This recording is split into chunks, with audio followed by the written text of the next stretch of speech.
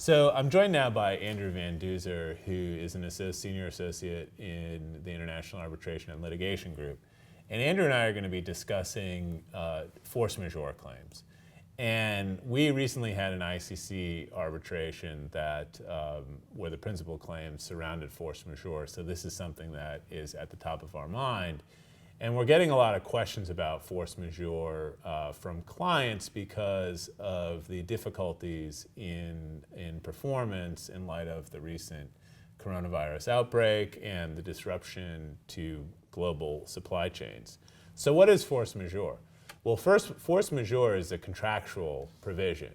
I think that that's something that's significant and important to identify off the bat. You know, typically whether or not you're going to be able to claim force majeure is going to be dependent upon the individual factual circumstances of your contract, but also what your contractual language says itself.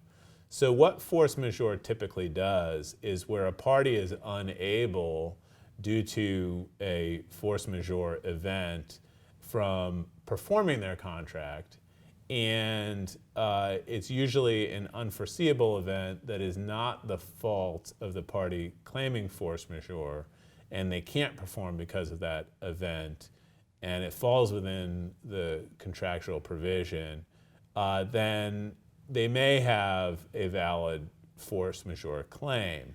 Now, what is a qualifying event? Well, the contract usually at least lists some of these events, but they don't include exhaustive lists. For example, you see things like force majeure due to war, embargo, acts of terrorism, labor shortages, riots, but also natural events. So you do see some force majeure clauses that talk about, you know, floods, earthquakes, tsunamis, things of that nature. And some of them also do talk about epidemics. The World Bank has a draft, you know, sort of model force majeure clause that they make available, which talks about plague, disease, epidemic as an event that will prevent performance. But in the common law system, where we practice mostly, force majeure is strictly a contractual claim.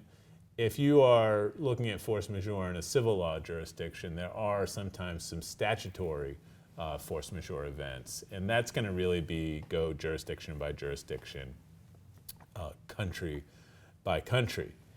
And so, you know, really, if you're thinking to yourself, either my counterparty is saying they can't perform because of the coronavirus, or you're saying that we can't perform our contractual duties because of the coronavirus, I think there's a couple of questions that you want to ask at the outset to know whether or not that this is in fact force majeure.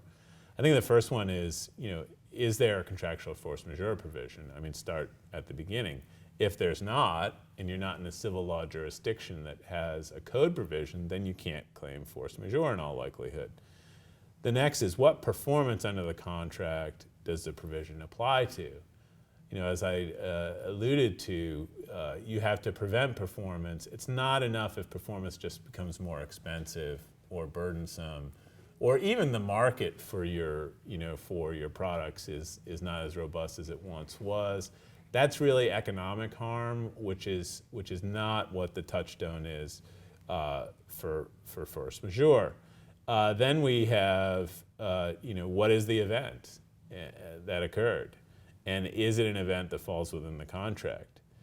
Was the event beyond the reasonable control of the party claiming force majeure, or without the fault of the claiming party? In the instance of the coronavirus, probably there's no assignment of fault, but that's not always the case. Was the event unanticipated or reasonably unforeseeable? Different states have kind of different requirements about whether or not foreseeability matters. But as I said, it's got to prevent your performance. And along those lines, you have a duty, if you're claiming force majeure, to make commercially reasonable efforts to remove the event of force majeure. And we're going to talk about that with Andrew, about what that might mean and what that might look like.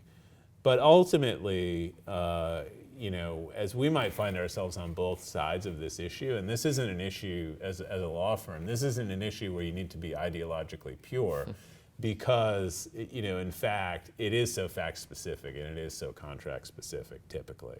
So I don't think we're in a situation where, where we're saying things that are going to apply in every circumstance. You're really going to need to get into a bit more of a granular inquiry. But Andrew, having just gone through this and having just done a major force majeure case that lasted several years, the one thing that I think came up in our case, and we're not going to get into specifics, but is this concept that you have to draw a straight line between the event of force majeure and why you can't perform.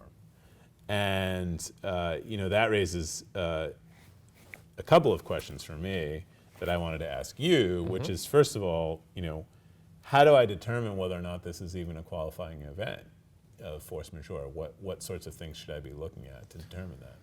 Well, I think you alluded to it in what you've said. The touchstone for a force majeure claim is the contract.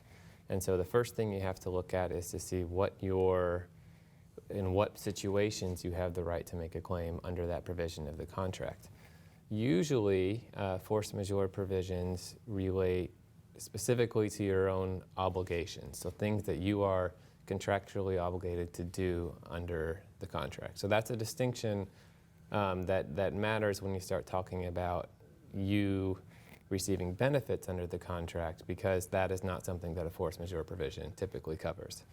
That's not an absolute requirement. It can change depending on the language of the contract. And certainly, again, contract is always the first thing to go back to. But typically, it's an obligation. Yeah, so let's talk about, let's get into that a little bit, because I think that, an obligation to purchase something is a good example, right? So I might, have contracted to take a particular piece of equipment for a factory, but my factory is shut down, let's just say, due to quarantine. But in my specific contract, my obligation is only to pay for the equipment and to receive. So we actually dealt with this, quite recently, where it really was parsed as finely as, well, you can really physically pay and you can really physically receive what it is that you were designed to pay for. Now, you no longer have a use for this piece of equipment, but it seemed to me that, maybe in that type of situation, you're failing that line that you're drawing between, actual performance and simply, a lack of commercial utility for the thing that you wanted in the first place. Yeah, it's definitely a red flag. I mean, again, I would stress that because this is a contractual doctrine, you could have language in a contract that reads a little bit differently. But I think typically, if you're reading a contract and what the force majeure provision protects against is an inability to sort of meet your obligations, that's something a court or an arbitration panel is going to take seriously.